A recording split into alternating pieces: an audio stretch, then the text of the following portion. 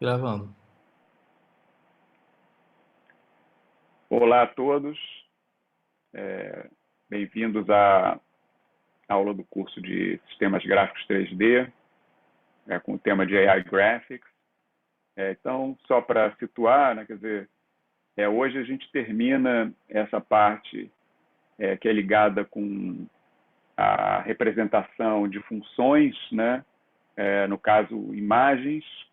A gente viu que a imagem pode ser representada por uma função, e depois a gente vai ver que os modelos geométricos também podem ser representados por funções, né? Então, a gente vai discutir a questão de representação, né? Na aula passada a gente concentrou mais na parte de imagem, agora eu vou falar de uma parte mais geral e levar um pouco para a discussão sobre multiscala, espaços de escala e wavelets, que é uma coisa que é muito importante nas redes neurais de convolução, e também está implícita em outros tipos de rede que a gente vai ver no curso. Então, eu vou passar aqui para a apresentação. Então, como eu falei, nós vamos discutir hoje representação de imagens e funções, de maneira geral, e falar de modelos em multiscala. Então, assim, na aula passada a gente viu que uma imagem pode ser representada como uma função, né, mas não discutiu como fazer essa representação de maneira específica, né? A gente discutiu, inclusive, o que se usaria como representação, né? Uma representação matricial, né? Por uma amostragem dessa função, e ligou isso com sensores, mas hoje a gente vai fazer uma conexão entre a teoria e a prática. A gente vai, de uma certa maneira, explicar por que uma câmera funciona, né? Por que o sensor, né, consegue discretizar um campo de iluminação contínuo que chega no plano da imagem, né? E isso é uma maneira efetiva de trabalhar. E a gente vai ver que isso está muito ligado com o espaço de escala, e, por outro lado, o espaço de escala tem uma relação, né, com representação de funções, frequências, né, a teoria de Fourier, e a gente vai ver que isso tudo, de uma certa maneira, se encaixa dentro das wavelets. Então, a gente vai começar com a representação de funções e terminar com wavelets nessa aula, né? Então, como eu falei, eu queria começar discutindo representação de funções, e a melhor maneira de você representar funções, a gente está acostumado já com isso, né, em álgebra linear e análise funcional, né, você ter uma base, né, e representar a função, né, numa base. Então, você tem um certo espaço, tem uma base desse espaço, e você representa os elementos do espaço nessa base. Só que uma função, né, tem dimensão infinita, né? Mesmo, por exemplo, você pegar uma função simples, né, uma função escalar no intervalo 0, 1, né, o espaço de funções é um espaço de dimensão infinita, né, porque é um espaço exatamente de funções contínuas nesse intervalo, né? Então, como a gente coloca bases no espaço de funções? Aqui eu vou assumir que a gente está trabalhando com um espaço de funções que são as funções de quadrado integrável, né, que é um espaço de Hilbert, né, que a gente chama de L2 de R, né? Então, como colocar bases em espaços de funções? A ideia é que você tem um conjunto enumerável, né? Então, os elementos da base, quer dizer, você tem infinitos elementos, né, no caso aqui, né, o EJ, né, mas esse J é uma sequência, né, numerável infinita, né? E, essencialmente, a representação da base, né, quer dizer, essa função f aqui, ela vai ser dada por uma combinação linear, né, dos coeficientes dessa função, né, nos elementos da base, só que essa combinação linear é uma combinação infinita, diferente, por exemplo, de quando a gente está vendo um espaço vetorial finito, né, como Rn, uma coisa assim, né? E por que isso funciona, né? Isso funciona porque a gente tem exatamente esse teorema, né, que é da teoria de aproximação, né, que usa o conceito de completeza ou completude, né, que diz o seguinte, quer dizer, que se você pegar, né, a norma, né, da diferença entre a função, né, no espaço de funções original e a reconstrução da função nessa representação dada por essa combinação linear, você pode truncar a combinação linear infinita, né, e você pode, na realidade, achar um m, né, que seria o número de coeficientes, né, e o número de elementos nessa combinação linear, tão grande quanto possível que você vai ter um erro, né, entre a reconstrução, né, que seria uma reconstrução aproximada dessa função, e a função real, né? Então, com isso, a gente garante que, no limite, né, se essa sequência, né, for infinita e a combinação linear for infinita, a gente tem a função real, mas a gente diminuindo e truncando isso para usar na prática, a gente vai ter uma aproximação, exatamente a teoria de aproximação vai discutir, né, o quão boa é essa aproximação, né? Então, isso dá uma garantia de que as bases funcionam, né? Quer dizer, que você tem, na verdade, esse conjunto, né, ele é completo e aproxima bem, né?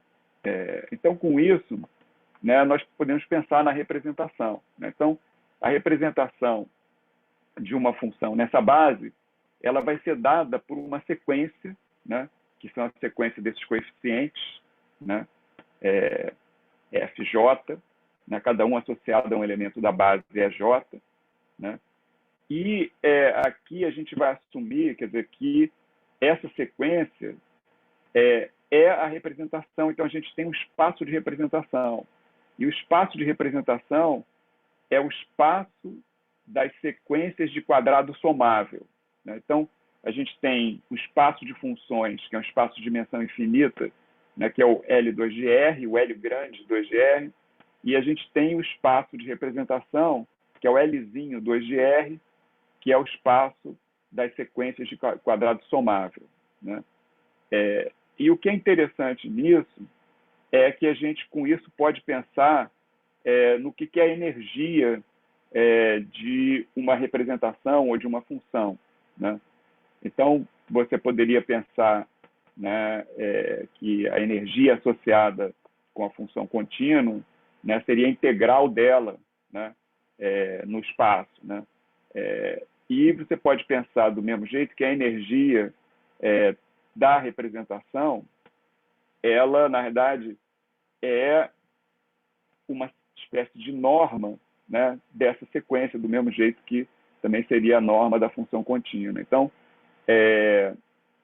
e isso está bem determinado, porque tanto a função é de quadrado integrável, quanto a representação é de quadrado somável, né? E a gente vai ver que tem uma relação muito interessante, forte, entre esse conceito de energia e a representação, né?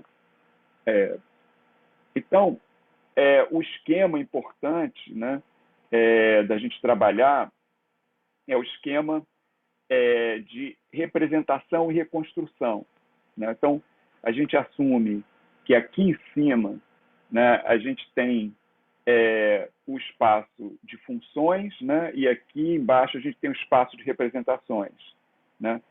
Então, você tem operadores, né? Então, você tem um operador, que é o operador de representação, que vai pegar essa função aqui, vai criar essa sequência, e aí a gente tem uma representação. Por outro lado, né, a gente tem um operador de reconstrução que ele, dada a sequência e a base, ele faz a reconstrução fazendo essa interpolação linear infinita, né, a combinação linear infinita, né? E o que é importante ver aqui é que esse esquema de amostragem, de representação e reconstrução é exato, né, exatamente por aquela propriedade de completeza que a gente tem, né, Então, você não está perdendo nada, né?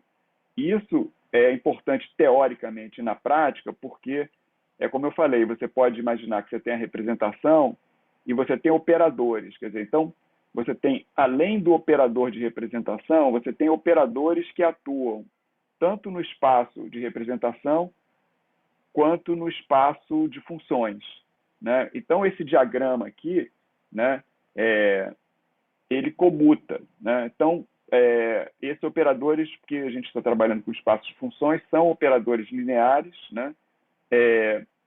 E aqui, né, aqui a gente tem um operador U, né? Esse operador U é o operador de representação, né? E aí você pode imaginar que você tem uma função que está aqui no espaço de Hilbert, né, H, né? E aí você representa ela por essa sequência no espaço de representação Lzinho 2, né? E você tem operadores correspondentes no espaço de funções, né, operadores L e operadores no espaço de representação L barra, né? Então, por esse esquema, a gente vai ver, e ficou implícito quando eu falei na aula passada, né, de filtros, que você tem um filtro, depois tem um filtro contínuo, um filtro discreto, né, que, de uma certa maneira, nessa teoria, é equivalente você operar no espaço de funções ou no espaço de representações, né? Isso é muito importante porque a gente quer fazer operações discretas, né, com a representação, né? E isso aí é a base de tudo que a gente vai fazer em termos de implementação, de computação, né? E continuando, quer dizer, quando a gente tem uma base, essas bases têm propriedades dependendo da natureza delas, né?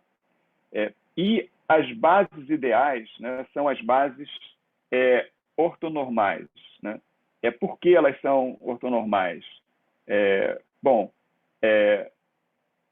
elas são assim, ideais porque a gente assume, né, que esses espaços, né, eles têm um produto interno, né, e a base ortonormal ela tem exatamente essa propriedade que se você tem uma função, no caso, imaginando aqui, né, em 2D, uma coisa bem simples, né, você tem esse vetor aqui, f, né, quando você tem uma base ortonormal, né, essas funções são ortogonais entre si, né, e são normalizadas. Então, quando você faz, né, a projeção, né, de um elemento na base, né, isso aqui vai dar o coeficiente. E essa projeção é o produto interno, né? E como as bases são ortonormais, então são ortogonais mutuamente, né, entre si, e são normalizadas, né? Quer dizer, isso dá uma maneira bastante efetiva e única de você fazer a representação, né? Então, essencialmente é isso. Quer dizer, para você implementar esse operador de representação, basta fazer o produto interno, né, da sua função com cada elemento da base, né? E para fazer a reconstrução, você vai fazer, né, essa combinação linear aqui, né, em princípio infinito, né? A gente tem outros tipos de base que eu não vou falar muito aqui, que são bases biortonormais. E em vez de você ter uma única base, né, você tem dois conjuntos de bases, né? Você tem as chamadas bases primais e as bases duais, né? Então, nota que aqui, nesse esquema, né, eu estou mostrando aqui que você tem, né, uma maneira de fazer a representação e uma maneira de fazer a reconstrução, né?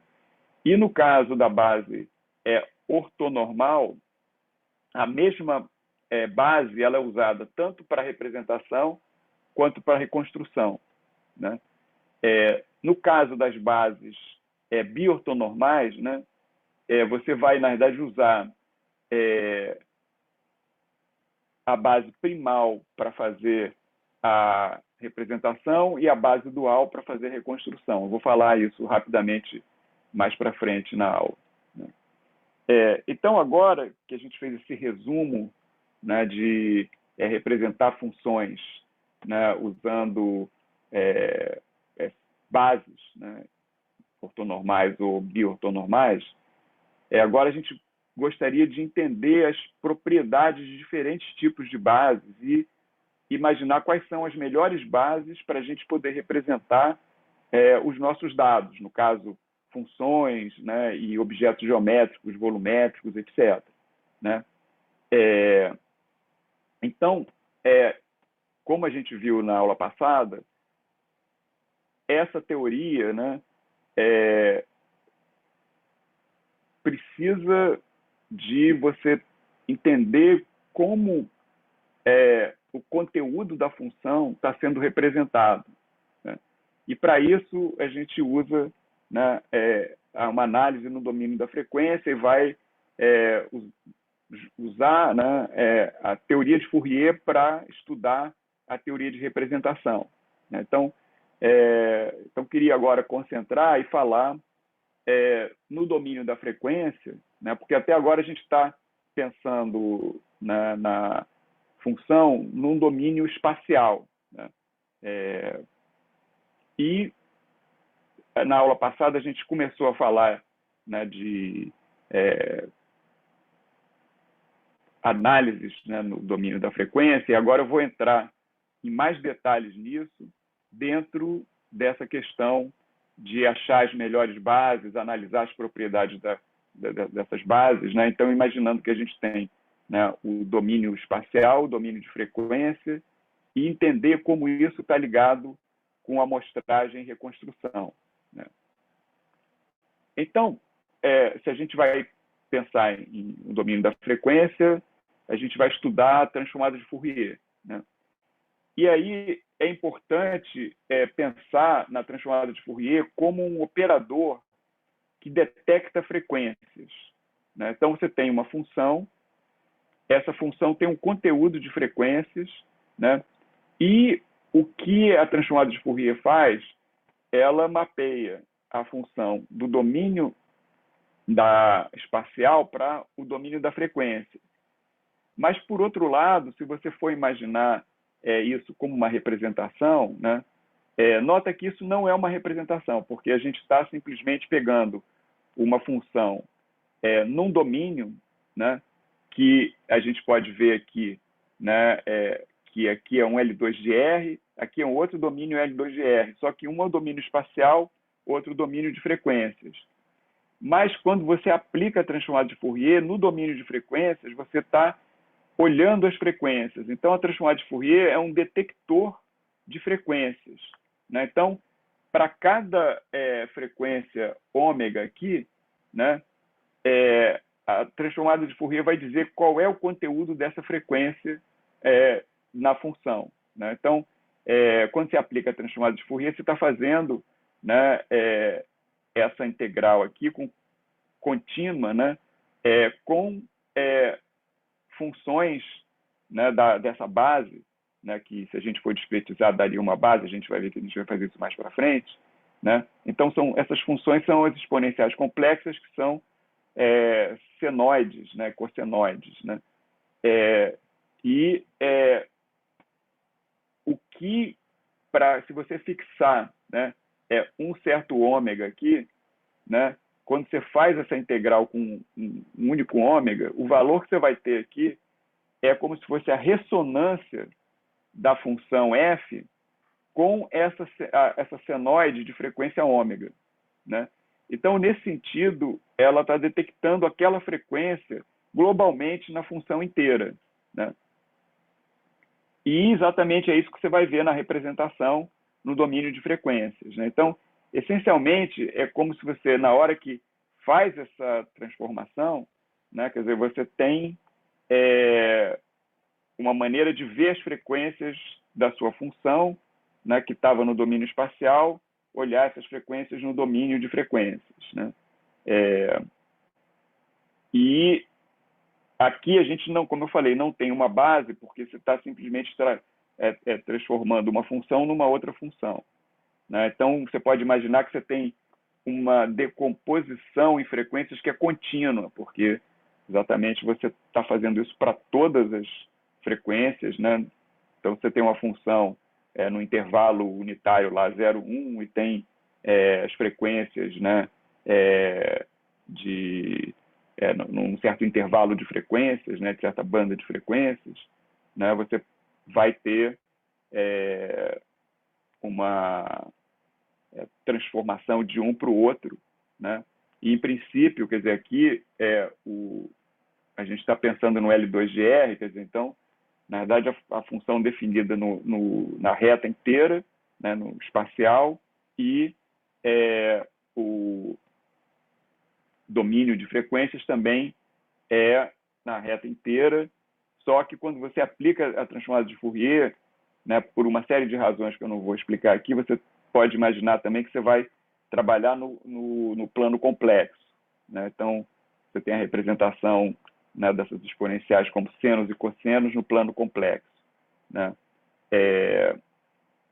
E, assim, um negócio que é importante ver, né, que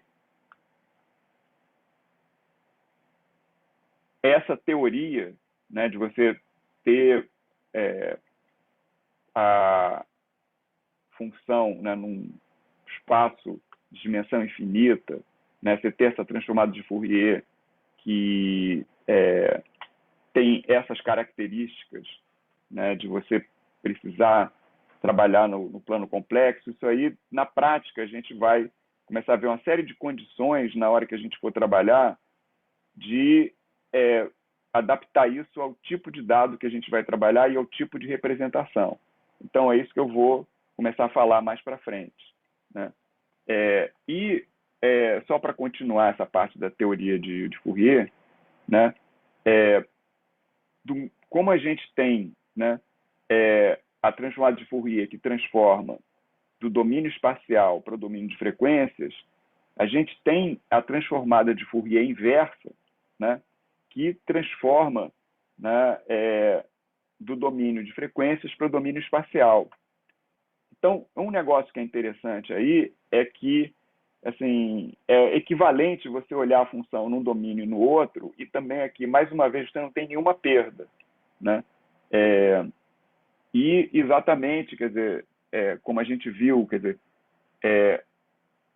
na hora que você faz a reconstrução usando a transformada de Fourier inversa, né, é como se você tivesse essa representação num domínio e você passa para o outro e reconstrói, né?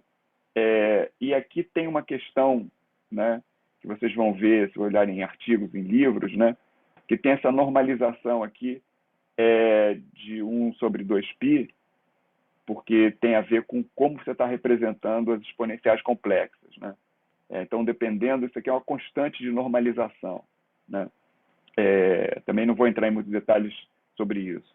Mas, como eu falei antes, quer dizer, se você quiser criar uma representação a partir da transformada de Fourier, né, você pode discretizar, porque assim, essa transformação, que é o mapeamento do domínio espacial no domínio da frequência, ela tem uma redundância total, né? Você não está mudando a dimensionalidade, né, dos elementos ali, né?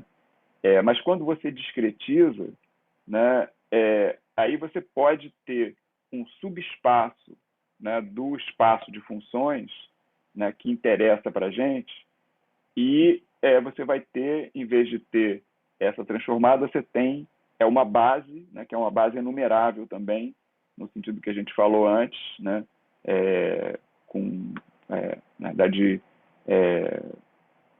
número infinito de elementos, né, na base, né? E a gente também vai truncar isso dentro daquele conceito que a gente falou de teoria de aproximação e tal, né? Então, assim, a gente, para analisar e trabalhar com a teoria, a gente vai usar a transformada de Fourier e toda a teoria que está associada com isso, né? E uma coisa que é muito importante que eu falei é exatamente que você tem é, não só essa inversibilidade, né, que permite a gente trabalhar de maneira igual, tanto no domínio da frequência quanto no domínio espacial, mas a gente tem, né, aquela questão que eu falei da energia da função, né, você tem o teorema de Parseval que diz exatamente isso, né, quer dizer, que se você tem energia da função, né, quer dizer, o produto interno de duas funções aqui, né, no domínio espacial e o correspondente no domínio de frequência, né, tem a mesma energia a menos dessa constante de normalização, que é 1/2π, né? Então, isso mostra que tem uma equivalência entre você trabalhar, né, no domínio espacial e no domínio de frequência e analisar as coisas nos dois domínios. E a gente vai ver que é importante até analisar conjuntamente, né, essa relação, né? E aí, mais um outro dado para a gente entender bem a relação entre o domínio espacial e o domínio de frequência é você entender a relação entre frequências e detalhe, né? Quer dizer, então, o espaço espectral, né, do domínio de Fourier, é um espaço de frequências, né? O espaço normal da função, né, que é o domínio espacial, ele essencialmente tem variações da função que a gente pode pensar como detalhes, e a gente vai ver que isso também está ligado com escala. Então, se você pegar, por exemplo, essa função aqui, né, que está no domínio espacial, e transformar ela para o domínio de frequências, né, aqui a gente está analisando o módulo da transformada de Fourier da função, né? Então, como eu falei na aula passada, aqui é a frequência zero, que é a média da função, e aqui são frequências que vão crescendo à medida que a gente vai para mais ou menos infinito, né? Então, isso mostra, por exemplo, que essa função ela tem algumas frequências altas, né? Tem muitas frequências baixas, então isso mostra que essa parte aqui assim, é uma frequência baixa, né? E essas oscilações aqui, né, são frequências altas, né? Então, dá para ver, né, a relação entre detalhes e frequências, porque na medida que você vai colocando as exponenciais complexas com frequências mais altas, você captura mais detalhes, né? E quando você vai somando elas, superpondo, né, você tinha uma coisa que era uma versão suave aqui, né, da comportamento da função, com uma variação numa área grande, né, numa escala, né, grande, para variações muito altas na medida que você vai aumentando a frequência. Então, essa relação entre frequências e detalhe é um negócio que a gente vai querer trabalhar, estudar aqui muito, né? E nota que aqui, quer dizer, a gente está dando um exemplo, né, de somar algumas funções, mas a gente depois vai querer transformar isso numa representação, né, onde a gente vai discretizar as exponenciais complexas para dar uma base mesmo, né? Então, com isso, a gente já está mais ou menos preparado para pensar nas bases que são interessantes de trabalhar, né, para descrever funções, para descrever imagens, objetos geométricos e volumes, né? E, essencialmente, a gente pode pensar em três bases clássicas, né? Que é a base de Fourier, que eu venho falando já desde que a gente começou a aula, né, para chegar nesse ponto, né? A base de Shannon, que é a base que está associada com aquela representação discreta de imagens, né, por amostragem, e a base de Haar, que é uma base que está associada com as questões de escala, né? E nota que teve uma evolução aqui na matemática, né, porque a teoria de Fourier vem, né, dos anos 1800, né? A base de Shannon já é nos anos 1900 e a base de Haar também, e isso tem uma relação com a evolução da matemática e até a necessidade de trabalhar com essas coisas que a gente está vendo aqui, que são sinais e etc., né? E uma coisa se encaixa na outra, e o que eu vou fazer agora é mostrar como essas esses conceitos, né, que estão por trás dessas representações, dessas bases, eles se encaixam e se entrelaçam, né? E aí nota também o seguinte, vocês vão olhar que no final eu vou chegar, na segunda parte da aula, eu vou chegar nas bases e na representação de wavelet, né? Mas essas bases clássicas que a gente vai falar aqui, todas elas, a gente está imaginando que a gente vai estar representando um subespaço do espaço de funções, né? Exatamente por certas características dessas bases, tá?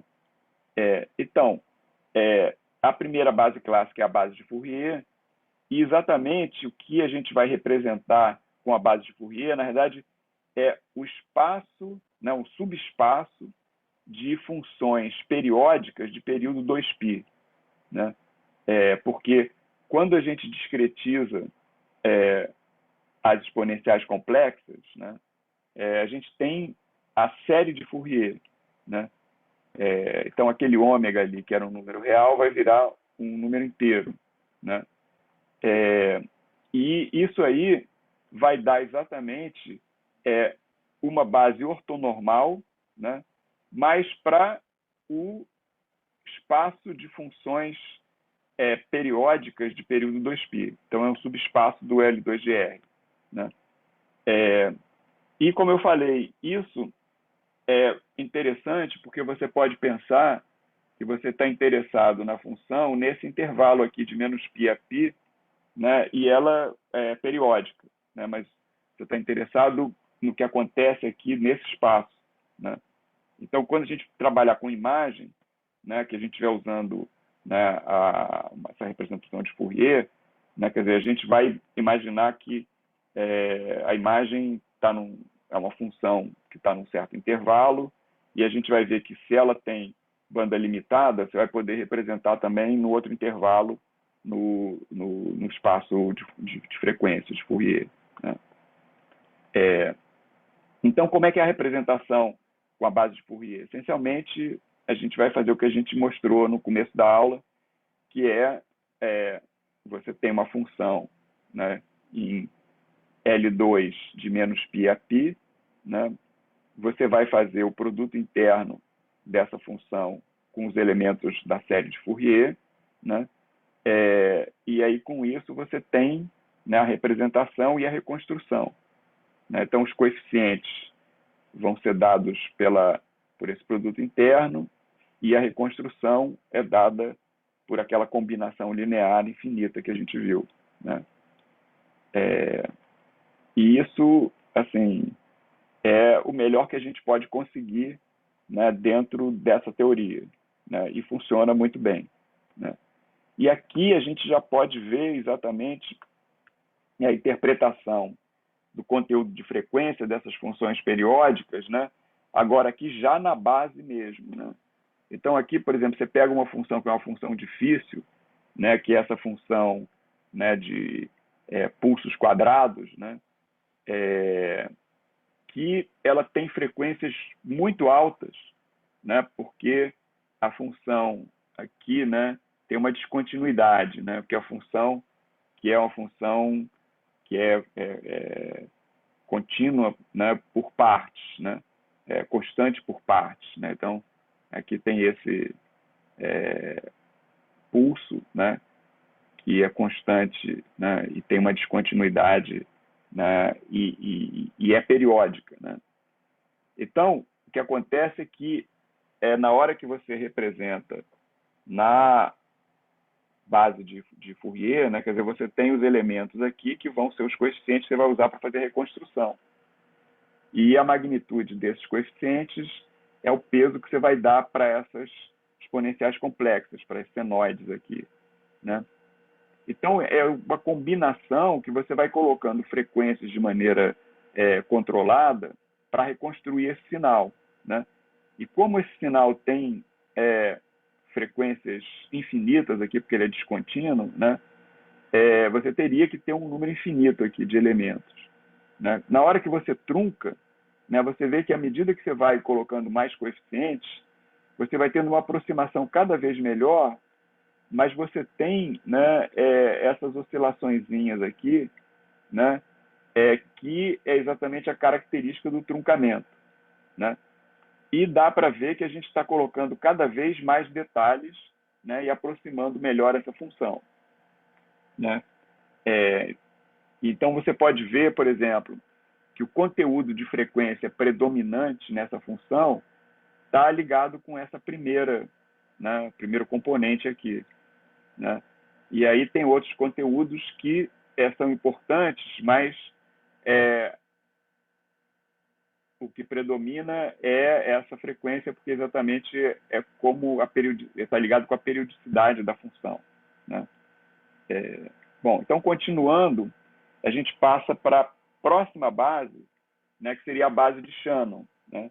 Na verdade, isso é um trabalho que está muito ligado com a teoria de amostragem, né, que foi desenvolvida, né, pelo Shannon, pelo Whittaker e pelo Nyquist, né, e foi mais ou menos desenvolvido de maneira independente, mas depois toda essa matemática, essa teoria foi unificada, né?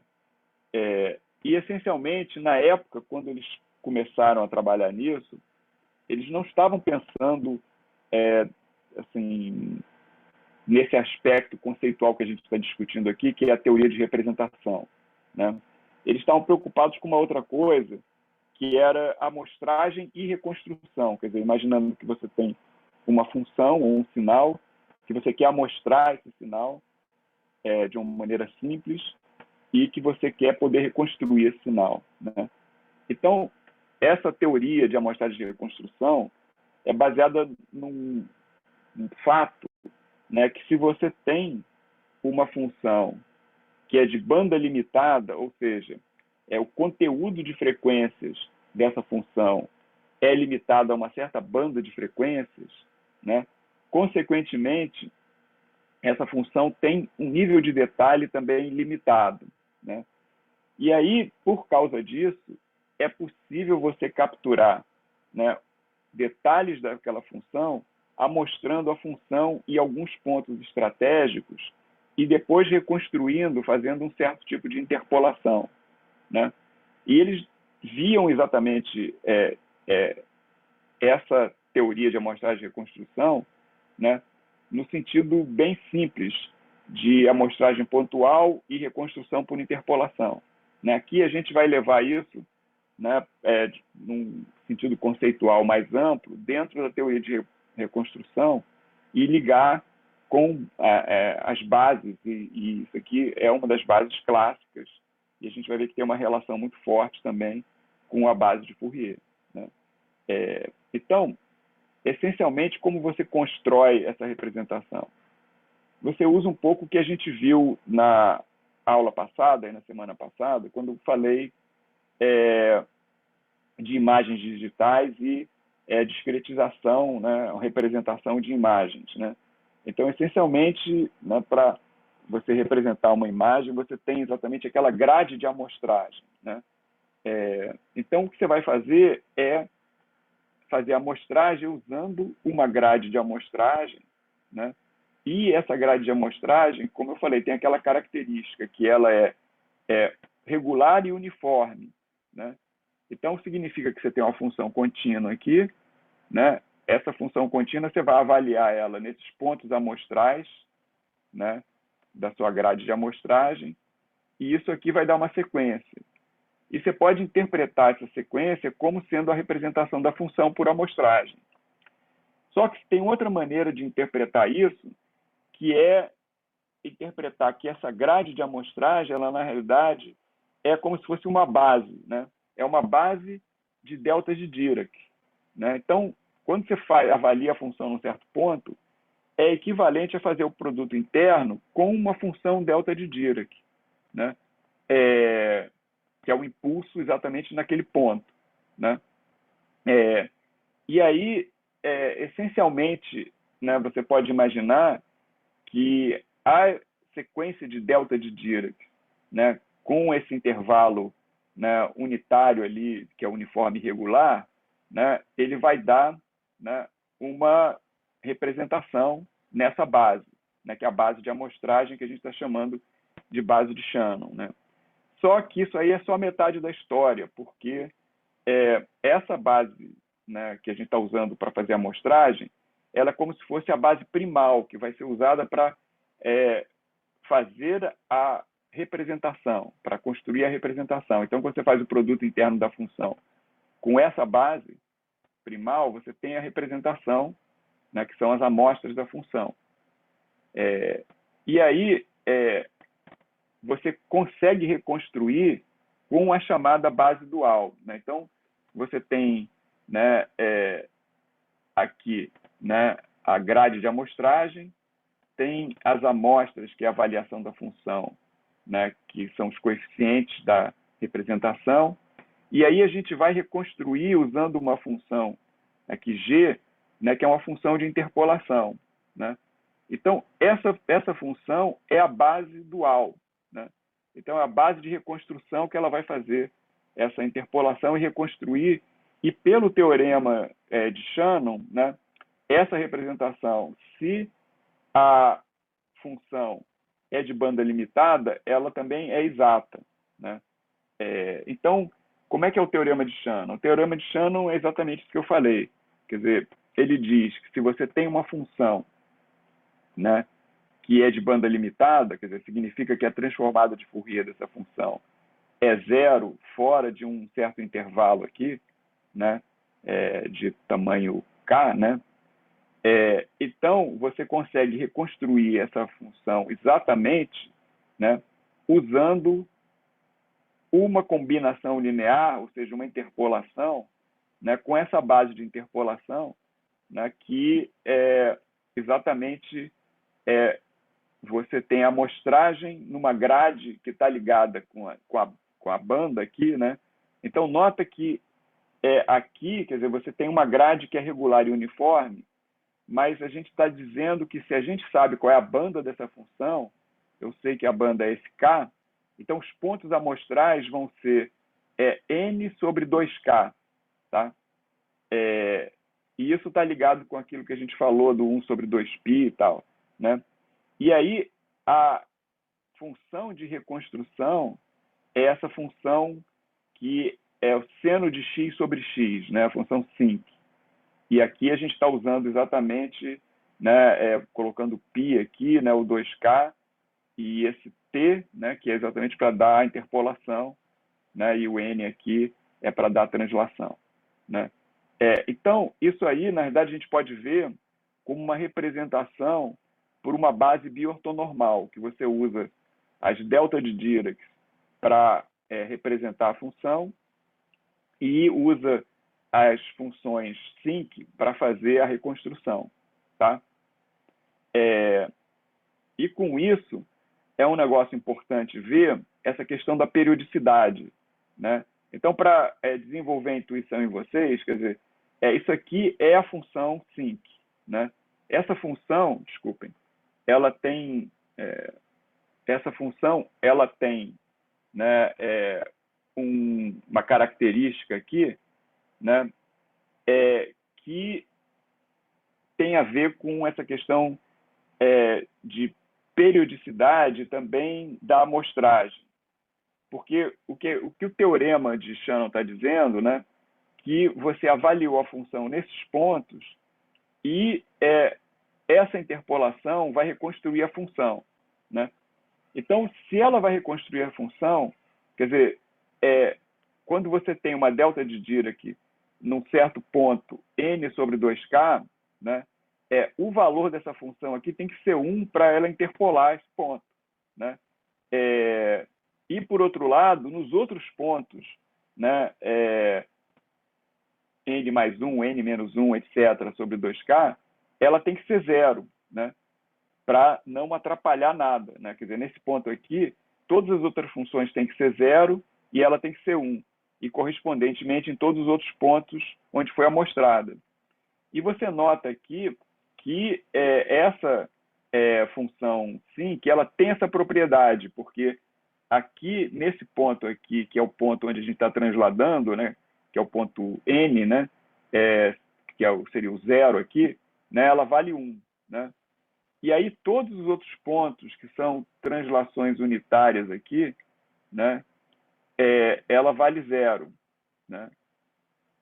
E no meio, na hora que você for transladar essa função, ela vai dar uma partição da unidade e vai dar uma interpolação perfeita, né? E, ao mesmo tempo, você vê que essa a função sinc ela tem um comportamento oscilatório, né? Até porque ela é baseada na função seno, né? Só que ela tem um decaimento, né, à medida que ela está indo para o infinito, porque você está exatamente ao seno de x sobre x, então você está dividindo pelo x à medida que ele vai ficando grande, né? E aí, com isso, né, essa função, assim, a energia dessa função, né, na medida que ela vai para o infinito, vai decaindo. Então, o quadrado dela, né, é um quadrado integrável, né? Então, tem todas essas questões que, assim, a delta de Dirac e a função sinc, elas formam um par perfeito, vamos dizer assim, né? Tem umas questões, né, que, assim, para você entender esse teorema perfeitamente, né, você tem que relacionar isso com a teoria de Fourier, porque exatamente a base, né, do teorema é que a função é de banda limitada, né? Então, você está analisando ela no domínio de frequências, né, e relacionando a amostragem, né, com frequências, né? E aí, finalmente, a gente tem, né, a base de Haar, né, que também é a última base clássica. E a base de Haar, ela é, ela é muito simples de um certo ponto, mas ela é muito profunda no sentido de que ela está ligada com os espaços de escala, né? Então, a base de Haar, essencialmente, os elementos são dados pela função indicadora do intervalo, né? Então, uma função que vale 1, né, no intervalo 0, 1 e vale 0 fora desse intervalo, né? E aí, essencialmente, a gente pode ver que essa base é uma base ortonormal, né? Porque os elementos são totalmente disjuntos, né? Então, quando você faz o produto interno, né, dessa base com a outra, você pode fazer uma normalização e aí ela vai dar 1 aqui, né, a produto interno dessa função com ela mesma, né?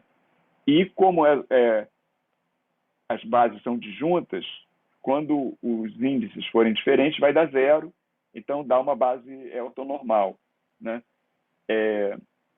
E essa base de Haar, na realidade, ela também é a base, né, de um subespaço do espaço L2GR, que exatamente são as funções constantes por partes, né? Então, a base de Haar, ela gera, né, as funções do espaço de funções constantes por partes numa partição unitária aqui, mas que a gente pode escalar e mudar da maneira que a gente quiser, mudando a base, né?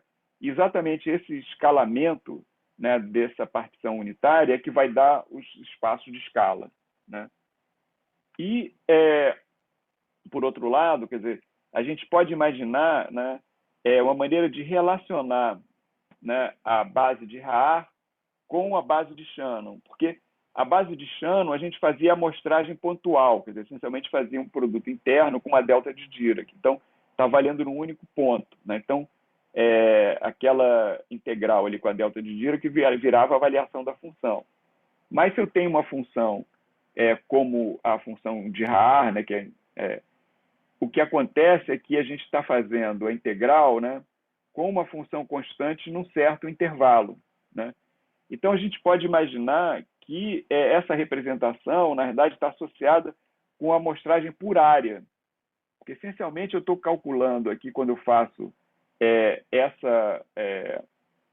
esse produto interno, né, qual é a área da função nesse intervalo, né? Isso aqui que vai me dar isso que eu estou calculando, né? E isso a gente vai ver, né, que você pode imaginar que poderia estar ligado com o que seria a resposta de impulso, né, de um sensor. Porque imagina que você tem um sensor que é físico, né, e ele tem essa área aqui, né, uma célula fotoelétrica, né? Então, quando vem uma radiância, né, ele vai capturar a energia radiante em toda essa área, que isso é equivalente a você pegar, imagina que isso aqui é a função de radiância, você integrar essa função nessa área do sensor, né? E, por outro lado, também a gente pode imaginar que, de uma certa maneira, quer dizer, essa função de Raar, ela é um filtro também, né? Porque ela está, de uma certa maneira, tirando frequências, né? Porque na hora que ela faz essa integração, né?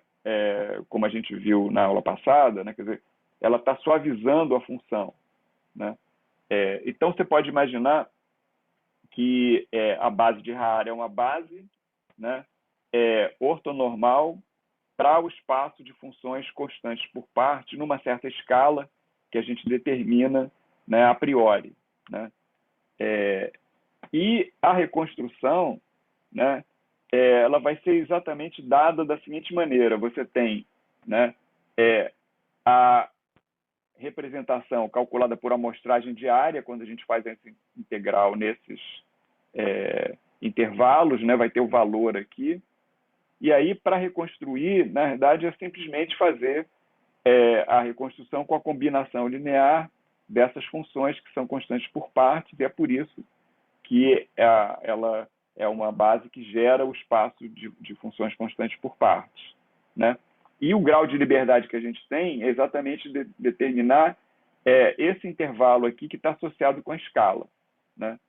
E aí, exatamente, a gente pode pensar, né, que você tem, né, uma função qualquer, né, por exemplo, né, uma função que seria, pegar isso aqui, seria uma coisa assim suave, né? E eu posso, assim, projetar ela, né, fazer uma projeção num espaço de escala, né, com uma certa escala que vai corresponder aos níveis de detalhe, né? E aí, no caso da base de Raar, são espaços constantes por partes em escalas diferentes, né? Então, aqui você vê que você tem uma coisa que você captura a função, né, mais ou menos, né? Aqui ela está mais suave, aqui, assim, você pega menos coisa da função, porque você pega menos detalhes, né? Porque você está trabalhando com escalas diferentes, né? E isso você pode imaginar que tem a ver com o tipo de sensor que você está usando e o conteúdo de frequências da função, porque o conteúdo de frequências vai determinar os detalhes. Então, essas coisas todas se interligam, né? Como eu falei, nenhuma dessas bases é perfeita, mas elas, de uma certa maneira, têm coisas complementares que estão relacionadas entre si, né? Então, se a gente for analisar no agregado, né, todas essas representações, né, nessas bases clássicas, a gente tem que a base de Fourier, né, as funções têm suporte não compacto, né, então são funções não localizadas, né, e o espaço, né, de funções periódicas, né? Então, as exponenciais complexas são funções periódicas, né? E a gente assume que é esse subespaço, né, de funções periódicas num intervalo, né, menos π a π, uma coisa assim, né? E aí a base de Shannon, né, ela também não é localizada porque, como eu falei, quer dizer, você tem essa base dual que as funções sinc também têm suporte não compacto, né?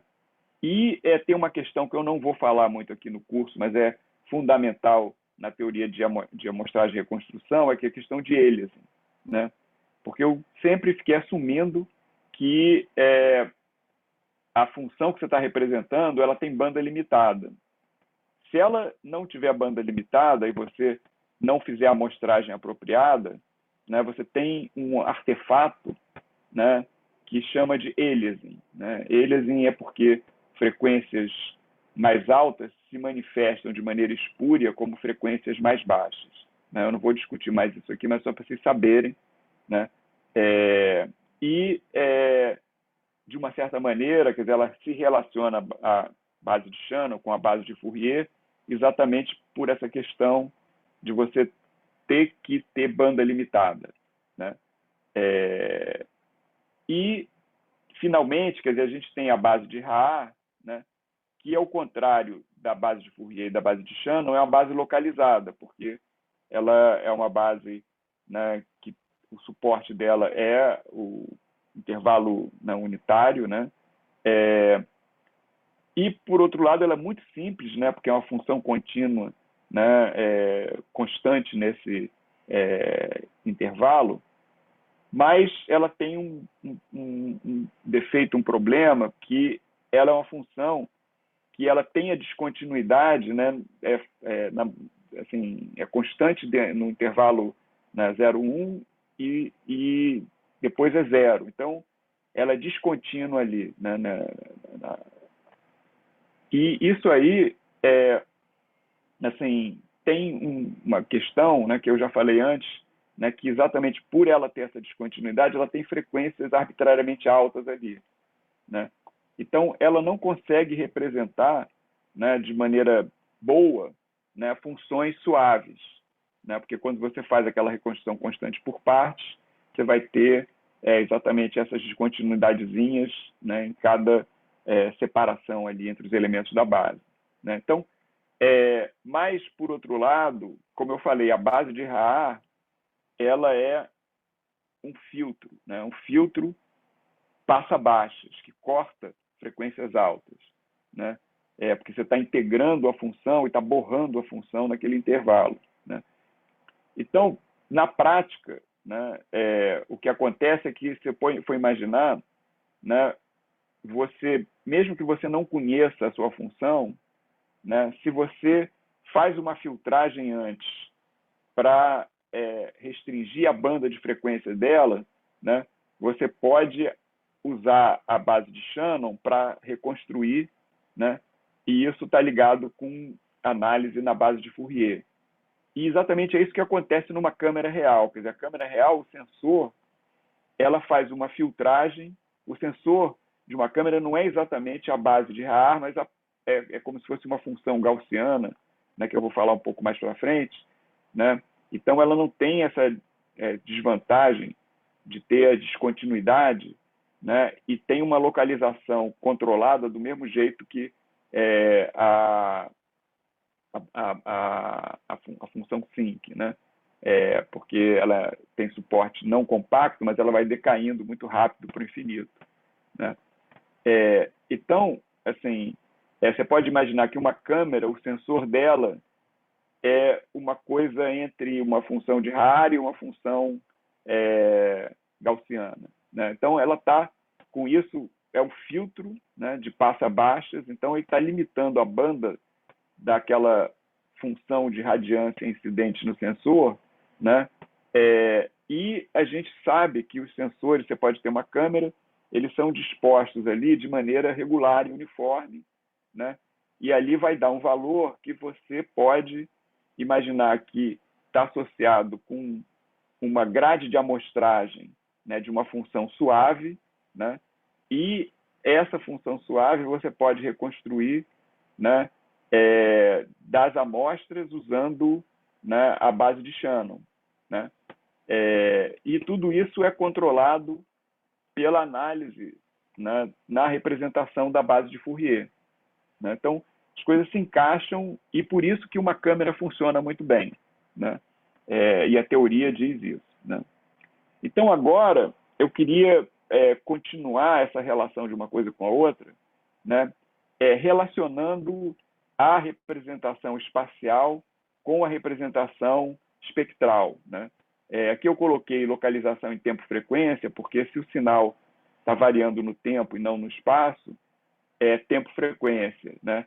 Se o sinal está variando no espaço, né? Então é uma representação espaço-frequência. Então o que a gente vai discutir aqui é toda essa teoria de localização, né, espaço, frequência, e relacionar isso com as wavelets. Tá?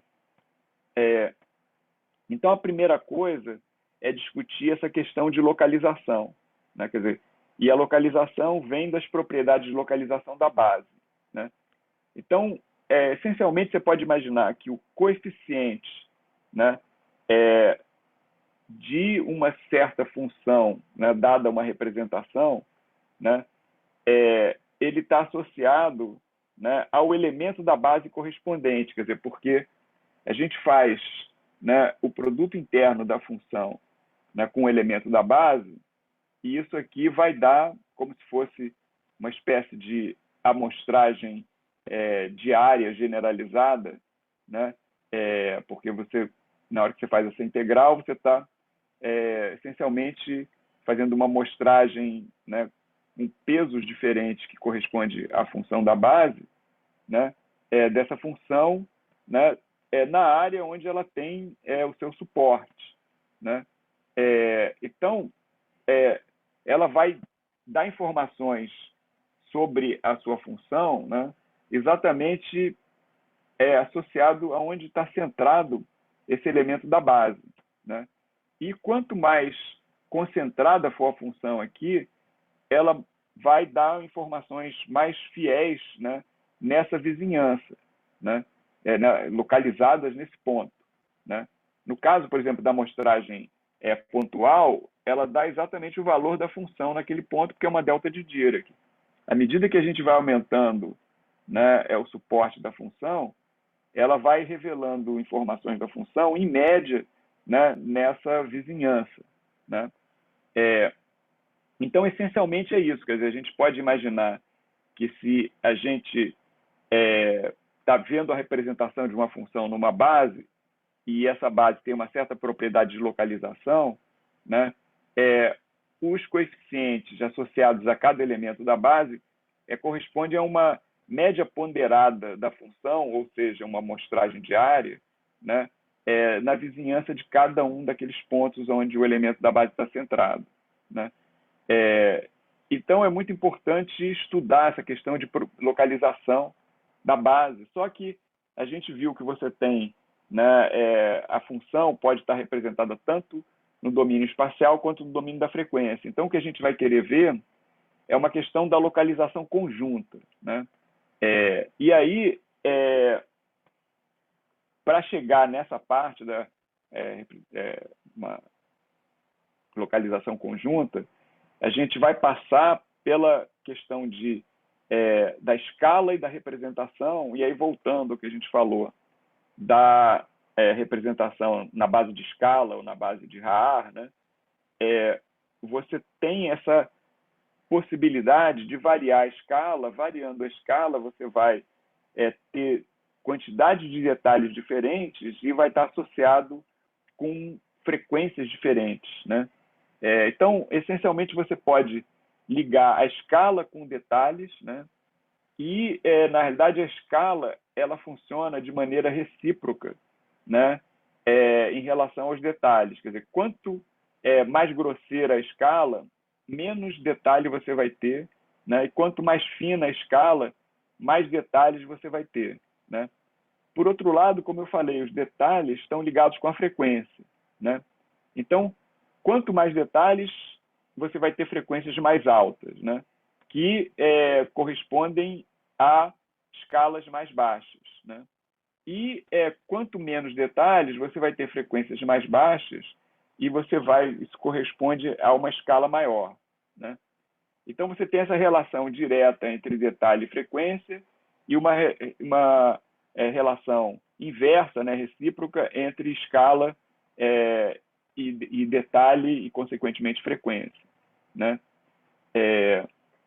E isso tem a ver com exatamente a amostragem, porque assim, a informação sobre a escala, né, numa certa escala, ela vai estar ligada a como você pode medir as frequências. Né?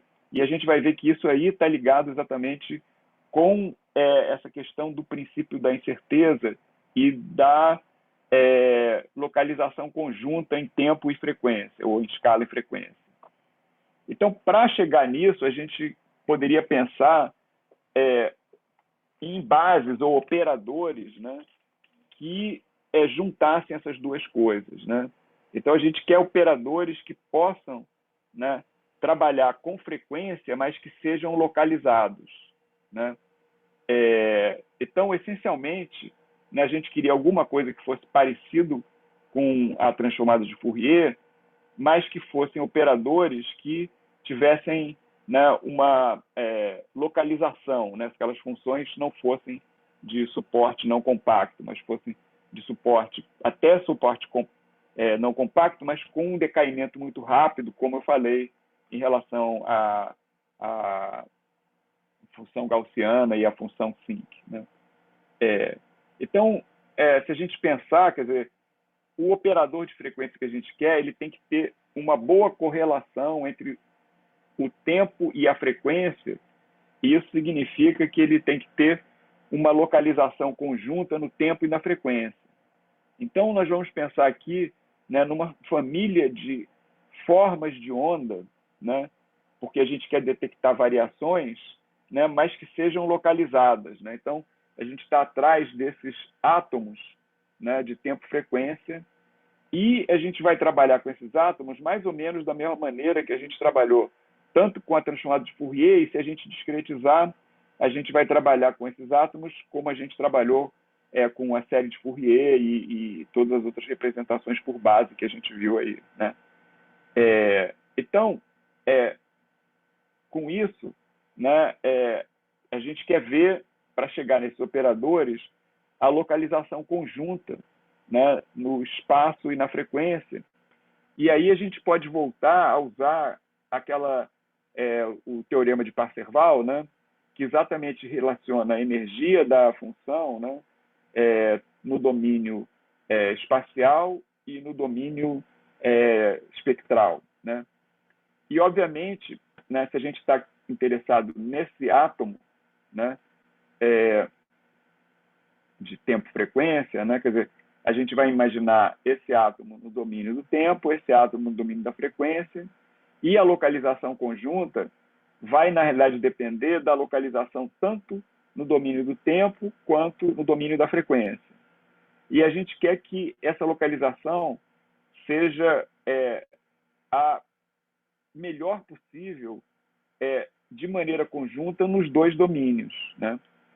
E a gente vai ver que isso é impossível você ter uma localização perfeita, né, tanto no domínio espacial ou do tempo e no domínio de frequência.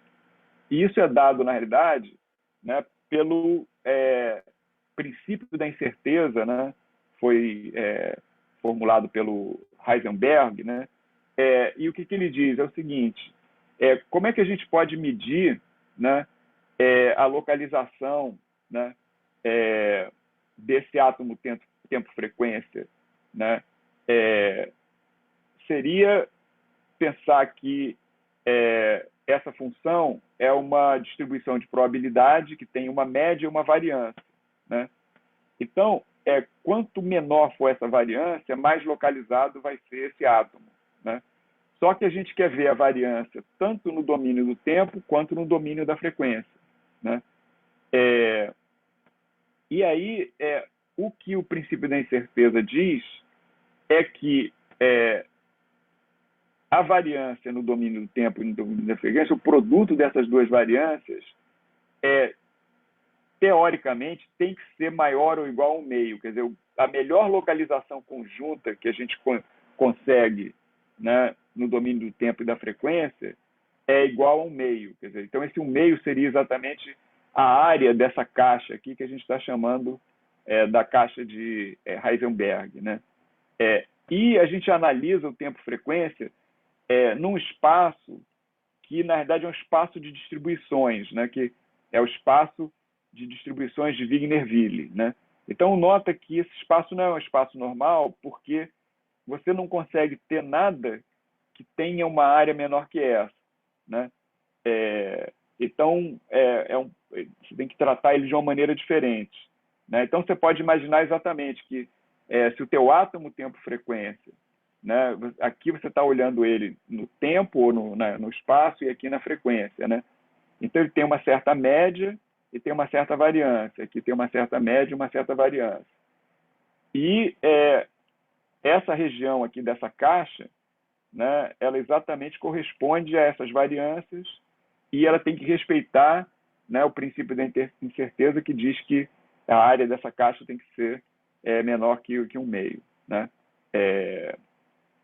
Então, isso mostra exatamente, quer dizer, e explica, né, por que assim, você tem, né, todas aquelas limitações nas bases que a gente viu, né? Porque se você faz a amostragem, né, pontual, né, você tem que ter uma limitação de frequências, porque senão você não consegue trabalhar. Por outro lado, se você faz a amostragem diária, né, quer dizer, você vai estar eliminando certas frequências, né, e quando você junta tudo isso, uma coisa complementa a outra, né? Então, para ver isso, né, você pode ver o seguinte, né, quer dizer, a localização da base de Fourier e da base de Shannon, né? A base de Fourier ela é perfeitamente localizada em frequência, porque os elementos são funções senoidais, né, que têm uma frequência precisa ali, né? E a gente fez a série de Fourier, então são exatamente essas frequências que a gente está lidando, então ela consegue representar aquelas frequências exatamente, né? A base de Shannon, ela tem uma localização precisa no espaço, que são funções delta de Dirac, né? Agora, pela teoria, né, e pelo princípio da incerteza, quer dizer, essas bases, quer dizer, quando a gente olha naquele plano lá de Wigner-Ville, né, de tempo-frequência, as funções têm que corresponder àquelas caixas que a área, né, essa área tem que ser maior ou igual que 1/2, né?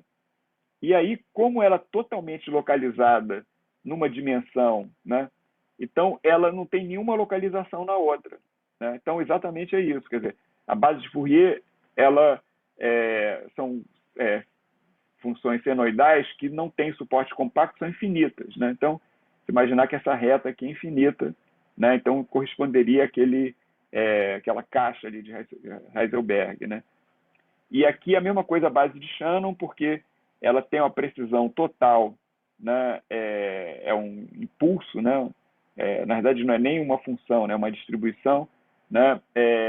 E tem todas as frequências, né?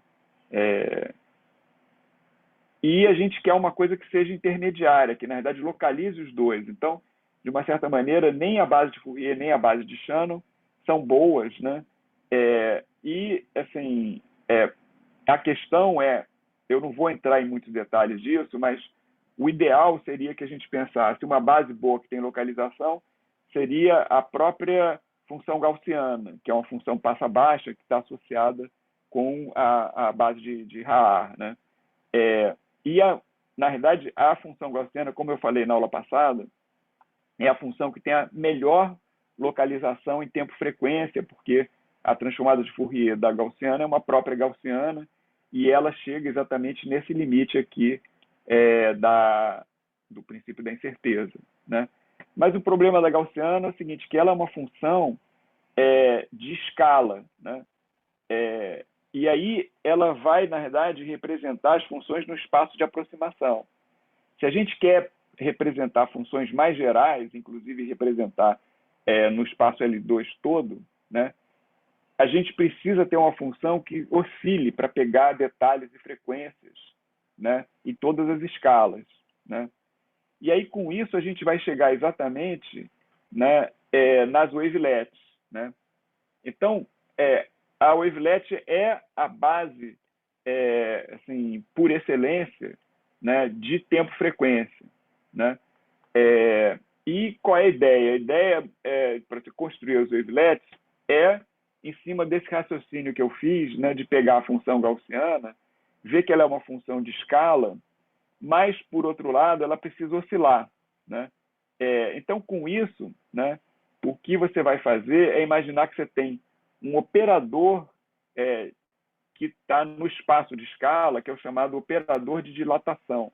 Tá? Então, esse operador de dilatação ele vai fazer uma espécie de mudança de escala, quer dizer, ele vai dilatar as funções. Né? Então, é como se pegasse uma gaussiana com variâncias diferentes. Né? E como a gente quer normalizar, quer dizer, a gente tem essa questão aqui, quer dizer, você tem a função, né, divide o argumento por um S e normaliza para a área que ficar constante, unitária, né, por raiz de E, sobre raiz de S. Né? E esse operador é que a gente vai juntar, né, com funções que vão oscilar para construir, né, as wavelets. Tá? Então, a gente vai seguir, né, os espaços de escala, né, e, assim, ele está dentro daquela intuição que a gente discutiu, né, que quando a gente vai aplicar esse operador de dilatação, né, a gente pode ganhar mais precisão, né, em localização no espaço. Por outro lado, a gente perde precisão na localização em frequência. Então, se a escala aumenta de S, as frequências vão diminuir de 1 sobre S, exatamente por aquela relação recíproca que eu falei. Né? Mas como ele foi construído, né, esse operador ele preserva a norma. Né? E aí dá para usar ele para montar exatamente um átomo tempo-frequência que vai dar uma boa representação, que são as wavelets. Né? E isso, como eu falei, está ligado com filtragem, né? Porque você tem, né, o seu átomo, né, de espaço escala, ou tempo escala, né? E só que quando você vai usar, né, esse espaço escala, você coloca o operador de dilatação e aí nota que você pode, né, combinar a mudança de escala com a quantidade de detalhes, porque exatamente a gente quer uma escala que vai pegar os detalhes corretos. Né? Então você tem como, exatamente o que são que as wavelets fazem, né, que você tem alguma onda que está oscilando, né, mas você adaptou ela com uma escala e cortou ela fora de uma certa localização, mas essa localização, né, ela vai variar com a escala, e aí dentro daquele plano de tempo-frequência, ela vai se adaptar. Né? E aí com isso a gente tem as wavelets. As wavelets, na verdade, é um átomo, né, de espaço-escala, né, que você tem essa função que ela vai oscilar, né, mas ao mesmo tempo ela vai encolher ou aumentar dependendo da escala. Né? E o nome exatamente diz isso, né? Quer dizer que não é uma onda como uma função senoide, né? É uma ondinha. Né? Então, uma função, né, uma senoide é uma coisa assim, a wavelet é uma coisa assim, que ela oscila num pedacinho, uma ondinha curta. Né? Só que vai funcionar exatamente dentro de toda aquela teoria de representação que a gente discutiu, né? Que exatamente você vai, né, ter tanto a transformada contínua de wavelet, que seria equivalente à transformada, né, tanto de Fourier quanto a transformada de escala, né, quanto se você discretizar, né, o wavelet, você vai ter uma base que são as bases de wavelet. Né? E aí eu vou dar um exemplo da wavelet mais clássica, né, e mais simples de entender, que é chamada wavelet sombreiro. Então, o que é o wavelet sombreiro? O wavelet sombreiro, essencialmente, é o seguinte: a gente parte da função de escala, que é uma gaussiana, tá? E vai usar ela para assim, gerar uma onda, né? Que a gente vai colocar nessa onda o operador, né, de escala. Né? E aí a gente pega a segunda derivada da gaussiana, que ela tem essa variação, né? E ela é simétrica, muito interessante, né? E ela é bem simples, né? E porque ela parece um chapéu, né, mexicano, né, um sombreiro, né, ela é chamada de wavelet sombreiro, né? Só que a gente pode interpretar o wavelet sombreiro como sendo uma derivada borrada, né? Porque a derivada ali seria uma coisa instantânea ali num certo ponto, né? Mas a gente pegou a derivada de uma gaussiana com uma certa variância, né? Então, quando a gente faz isso, é como se a gente fizesse uma espécie de borramento na derivada, e a derivada, vocês sabem, ela pega detalhes, né? A gente viu, né, os filtros, né, laplacianos, né, que exatamente são dados pela derivada e captura arestas e detalhes da função. Mas aqui a gente está interessado, né, em detalhes em escalas diferentes. Então, mudando ali a variância daquela gaussiana e tomando a derivada, a gente vai ter uma maneira de adaptar a quantidade de detalhe com a escala e com a frequência, né? E isso faz com que esses átomos tempo-frequência eles se adaptam àquele princípio da incerteza, né? E eu vou mostrar isso mais para frente, né? Então, como eu falei, você pode usar, né, o wavelet, né, para analisar uma função não naquele domínio, né, no plano tempo-frequência, mas num outro domínio que é o plano espaço-frequência, né? O espaço-detalhe, né? Espaço-escala, né? Então, aqui a gente tem, né, uma função que você vê que tem características diferentes em pontos diferentes, né? Então, o tipo de detalhe que essa função tem, né, por exemplo, aqui, aqui, aqui, são bem diferentes, né? E quando a gente usa, né, a transformada contínua de wavelets, a gente vai ter uma representação contínua aqui, que nota que nesse caso até essa transformada, como a gente tem dois parâmetros ali, a gente está pegando uma função, né, que é uma função escalar, né, de dimensão 1, e a transformada ela é uma função, né, de dimensão 2. Né?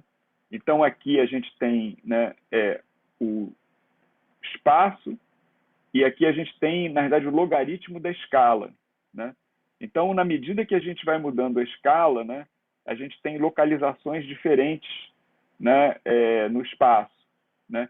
Então, nota que a wavelet, né, costuma-se dizer que a wavelet é uma espécie de um microscópio, né, de detalhes. Né? E você tem uma certa continuidade, porque você nota que, por exemplo, esse ponto aqui, né, como é uma derivada, né, quer dizer, você vê que tem detalhe máximo aqui, e à medida que você vai mudando a escala, quer dizer, ele vai pegando essas partes aqui do sinal. Né? Por outro lado, aqui, quando você tem, né, essas descontinuidades, aqui você tem exatamente que vai ter uma variação aqui e tem muito detalhe nesses pontos aqui. Né? E nesse caso aqui, que é uma coisa muito suave, né? Quer dizer, não tem detalhe aqui, o detalhe é aqui nesse ponto, que exatamente é que você tem esse ponto de inflexão. Né? Então você tem uma análise completa dos detalhes, né? E aqui não é uma representação, né? É uma análise, né, em espaço-escala, vamos dizer assim. Né? Mas a gente pode criar uma representação discretizando, né, o espaço-escala. E como você faz isso?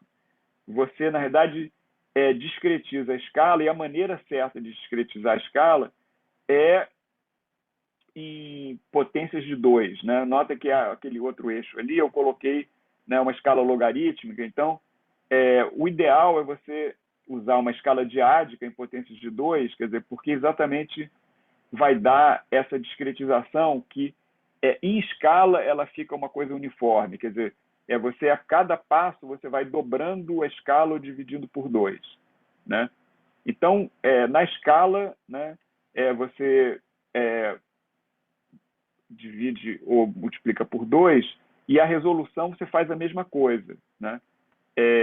E aí isso acontece de maneira semelhante, né, na frequência e na resolução, né? Só que aqui, né, à medida que você vai aumentando a escala, você vai diminuindo a resolução. Aqui, à medida que você vai aumentando a frequência, você também aumenta a resolução. Isso dá exatamente o chamado reticulado diádico, né? E que é a maneira de você discretizar tanto essa função de escala quanto essa função wavelet, que é o átomo tempo-frequência. Então, ali, em vez de a gente usar aquele S, a gente vai usar, né, essa escala diádica, que é o 2 elevado a J. Né? E aí, com isso, a gente tem, na verdade, uma representação discreta, né, que é o wavelet discreta, e isso é a base ideal. Né? E aqui dá para ver exatamente aquilo que eu falei, dessa adaptação, né, e a relação com o princípio da incerteza. Né? Porque a gente vê que como a escala ela vai se adaptando, né, à medida que você vai mudando a frequência, né, então acontece exatamente isso. Quer dizer, a gente tem as amostras aqui, né, então eu mudando a escala, né, eu estou aumentando a escala e tem uma resolução menor aqui. Né? Na hora que eu diminuo a escala, eu tenho uma resolução maior. Né? Então, a área dessas caixas corresponde a o que seria o átomo, né, se adaptando, né, à medida que você está mudando. Né?